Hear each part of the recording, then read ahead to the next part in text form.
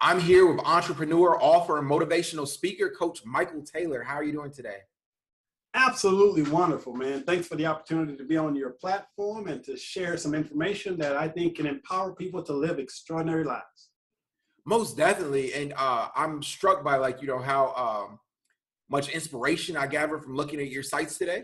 And I really was inspired initially off seeing the Black News article.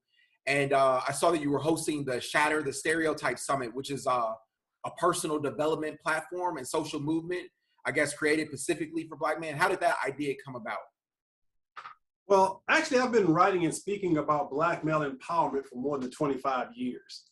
So my area of expertise is the changing roles of manhood and masculinity in society. And when I first started researching this, there were very few, if any, Black men talking about what I'll call personal transformation. You know, if you look at mainstream media, you'll see people like Anthony Robbins and Les Brown doing motivation, but very few people were talking about things like healing from trauma or, going to therapy and things like that. So I said, I know I'm not the only brother out there who's dealt with some of the things that I've gone through. So I wanted to take the lessons that I learned in my own personal journey and share it with other Black men. So I started writing in '94. And about 4 years ago, or 3 years ago, I wrote a book called Shattering Blackmail Stereotypes.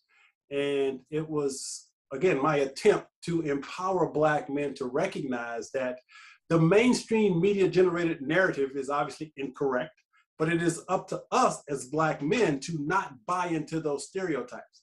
So that was the intention of the book. And then I wanted to expand that platform, and I launched a podcast called Shatter the Stereotypes. And on that podcast, I interview brothers from all walks of life. Because, the mainstream media tells you that there's a lack of Black male role models. Well, there's never been a lack of Black male role models. There's only been a lack of exposure of those role models in mainstream media. So my goal was to simply showcase and highlight Black men who are doing amazing things. Therefore, I launched the Shatter the Stereotypes podcast. And then I decided, well, more than just interviewing people, why not host summits where I bring in Black men to talk about all areas of our lives: relationships, health and fitness, sexuality, spirituality. And so each year I do what's called the Shatter the Stereotypes Empowerment Summit. And this year we launched last August, and it's something that I've been doing for about 3 years now. Man, and that's amazing. And thank you so much for your contribution to changing the stereotypes that Black men are faced with. I've experienced that myself. I know you've experienced it. You wrote a book about it. And the book is called Shattering Male Stereotypes, Eradicating the 10 Most Destructive Media-Generated Illusions About Black Men. And I wanted to talk to you about, some of the stereotypes that you face. You talk about, in high school, going to a racist school, for instance. Well, again, when you look at the stereotypes, I like to think of them as illusions. And so illusions is something that appears to be real, but really isn't. And so there's these media-generated illusions about Black men that, once again, I think it's important for us as Black men to recognize so that we don't fall victim to them or accept them as truth. So how this really began, I have to go back a few years to talk about stereotypes, because back in 1994, I was in a restaurant and I overheard a conversation between these two apparently well-educated, well-spoken professional Black men. And they were having a conversation about the eradication of Black men from society. And it was one of the most depressing conversations I'd ever heard. I mean, these brothers were throwing out statistics, and it was actually right after that kid got killed in New York for pulling out his wallet. Diallo, I think it was his name. Amadou Diallo. Yeah, you remember that story? Yeah. It was back during that time. So I recognized that, why they were having the conversation, but I couldn't believe what I was hearing. So anyway, I walk over to their table. I apologize for eavesdropping. And I said, man, please tell me you don't believe what you just said. And one of the brothers looked at me and he said, absolutely. And then he said this: don't you watch the news? He said, I believe in 20 years, all Black men will either be dead or in jail. And when he said that, it broke my heart. I was like, wow, and I knew there was nothing that I could have said that would have changed his mind. So I put my hand on his shoulder and I simply said, don't believe the hype, my brother, don't believe the hype. And I walked away. But as I walked away, there was something in me that said, you have to do something. You have to do something to change the mindset of Black men in America. Now, when this happened, my life was in total chaos. I'd gone through a divorce, bankruptcy, foreclosure, a deep state of depression. I'd even been homeless for 2 years living out of my car. So who was I to say that I could do something? Well, the good news is I listened to that still small voice inside of me that said I needed to do something. And it took me a few years to rebuild my life. But once I did, I remembered that conversation of the brothers in the restaurant. And I remember and I figured out what it was I was supposed to do. And what I was supposed to do was to write a book, because I had overcome all of those adversities that I just mentioned. And I said, you know, I believe that there are a lot of Black men who may be dealing with the same thing. So why not put it in the form of a book to support and empower them to deal with the challenges that we have to deal with? And therefore, back in 1995, I wrote the book, Brothers, Are You Listening? A Success Guide for the 90s. And again, it was my attempt to empower Black men to change their mindsets and to be willing to go on what I'll call that inner transformational journey. And since then, I've just been committed to empowering Black men. Man, that's excellent. You're doing an excellent job. I was checking out another one of your sites, onlysecure.com, and you have this blog where you discuss the epidemic of loneliness in men, which is an excellent article, by the way. But one of the quotes that stands out particularly, you say, I concluded that the primary reason many men are lonely and unhappy is that they are trapped in an antiquated paradigm of masculinity. Can you talk about that? Well, if you look at society as a whole, okay, when you start talking about masculinity, masculinity has nothing to do with ethnicity.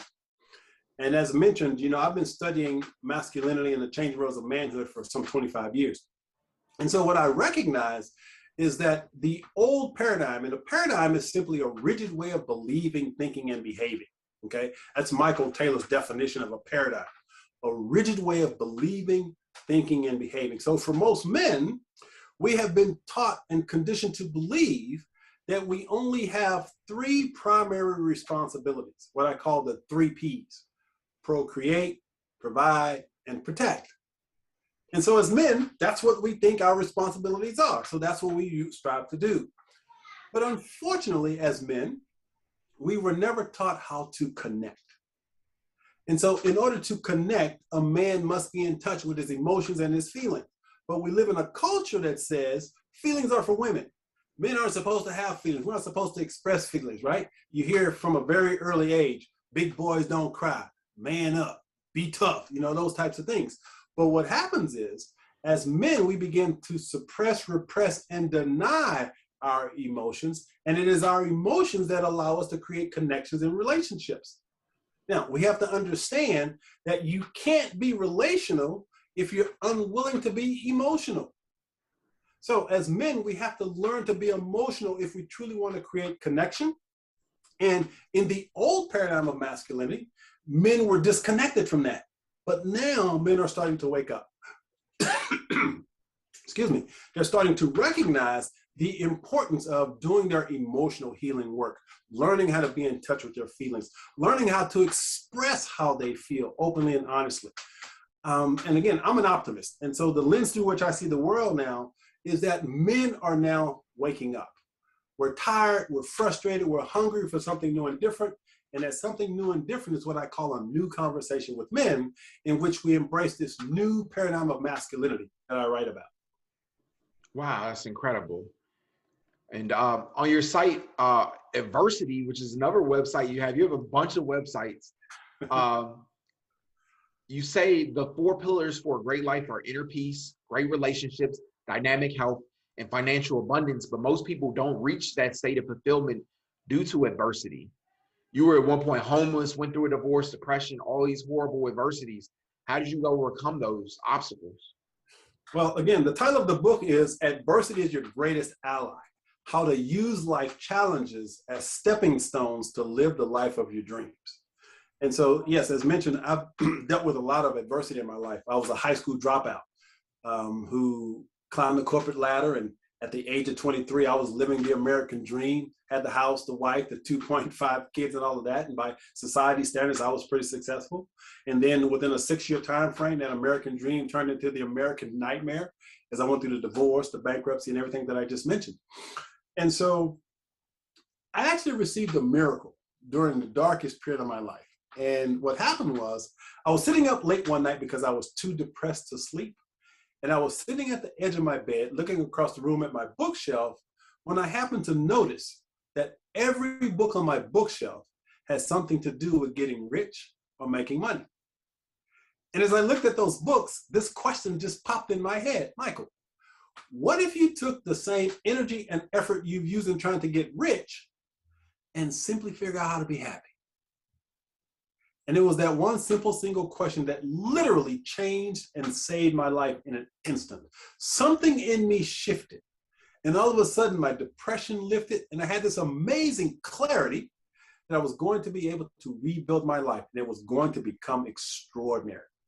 Now, at the time, I had no evidence that that was possible because my life was in total chaos.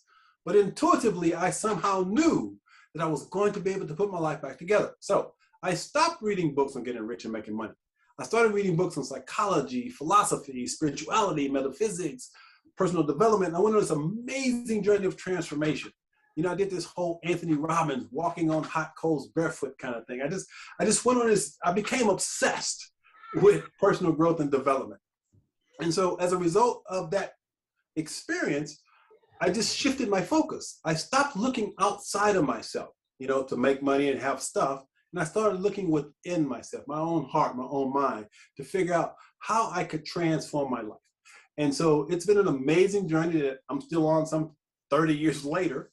And I'm just committed to empowering Black men to begin that same process, to understand and know that within us, we have the capacity to be, to do, to have anything we set our minds to. And so in that book, I share a very simple lesson. And that lesson is every adversity brings us a gift and a lesson if we're willing to look deeply enough. And that can be difficult to grasp because when you're smack dab in the middle of things like divorce or bankruptcies and the world seems to be falling apart, it's difficult to see the lesson in it.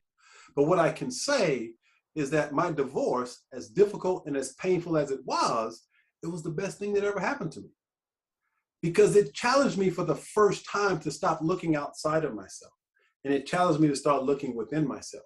And as a result of the divorce, I moved away from that nice, comfortable corporate job that I was in to actually find my passion and my purpose. And so now, as a speaker and writer, I'm living my version of an extraordinary life, and I try to support others in doing the same. That's powerful, Michael. Thank you so much for your time. I really appreciate you. There's people like, you know, probably watching this interview right now at home and they want to like, you know, begin the process of transforming their life. Where can they start? Like, you know, and how can they reach out to you? Well, first of all, if you're a guy who happens to be Black and you're committed to transformation, I highly recommend that you go to ShatteringBlackmailStereotypes.com because it's a platform that I developed specifically for Black men. There's online courses, there's a blog, there's videos, there's coaching programs, a wide variety of opportunities for growth if you're committed to growing. Now, my primary website as a speaker is CoachMichaelTaylor.com. And again, that's my livelihood. I'm a motivational speaker.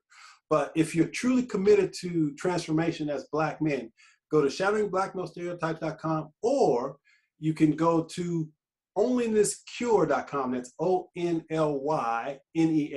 onlynesscure.com, which is also another resource based on a book that I wrote called The Cure for Onlyness, A Black Man's Guide to Joy, Passion, and Purpose. And then every year I launch a Shatter the Stereotypes Empowerment Summit. And if you're really committed to your growth, it's a free, no-cost online summit where this year we had 12 sessions. And we cover every aspect of your life, from relationships to spirituality to health and fitness, money, it's all there. So if you're committed to growing, you now have several resources that can support and empower you. So you can find the summit at www.stssummit.com. That's Shatter the Stereotypes, STS, STSsummit.com. And I'm inspired, and I really appreciate you for taking the time, Michael. Like, you know, you got a lot going on, and I definitely will tell people about it. And like, you know, I think it's like, you know, a great work that you're doing. All right. Well, appreciate the opportunity, and I hope you'll log onto the site and register yourself. Most definitely. All right.